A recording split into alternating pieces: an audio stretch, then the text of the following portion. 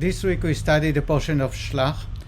At the beginning of the portion, we read about Moshe's appointing 12 men, each man representing his own tribe, to be traveling to the Holy Land, to learn about the inhabitants of the Holy Land, the land, their armies, and all that what is needed in order for them to conquer and settle in the Holy Land. We all know that at the end they all return back, and 10 from the 12 have given a bad report and decided not to continue on with the journey to the Holy Land, persuading the entire nation to return back to Egypt. The only exceptions were two: Yehoshua, Joshua, and Caleb.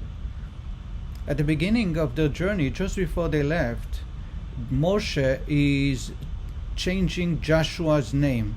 His name first was Hoshea, and Moshe changes his name to Yehoshua. He added a Yud into his name. The Medrash teaches us that Moshe tells Joshua, I pray for you that God save you from the plot of the rest of the spies. And that's why I added a Yud, which makes it God's name within his name. Yud, Yud and Hey and Vav is God's name. And he added a Yud to, so to say, put God in his life, so he should be able to make the right choices. We know the end result is that he was the exception, and he actually did what God wanted. The Lubavitch Rebbe is asking, if Moshe suspected that those spies are not behaving properly, why did he send them to begin with? In addition, if he prayed for Joshua, why didn't he pray for the rest of the spies? Shouldn't he pray for the entire group?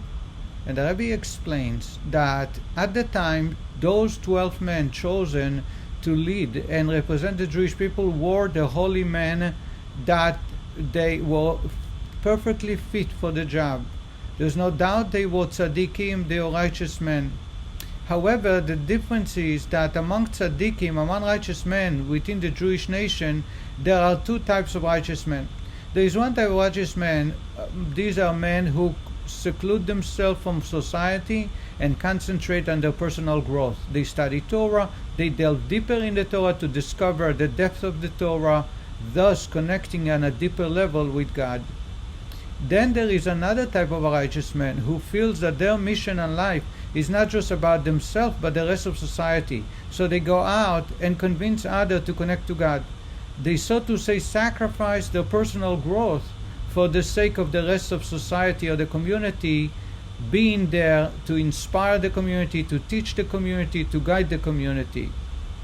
Says the Rebbe, those 10 men that were sent were righteous men of the first category, and they concentrated on their own personal growth. And that's why when they saw what was going on in the Holy Land, that in order for one to make a living, they have to be in the field plowing and sowing and reaping and harvesting, and only then he has to negotiate on a price, and he has to compete with his neighbor. These are mundane activities that for righteous men it was very foreign.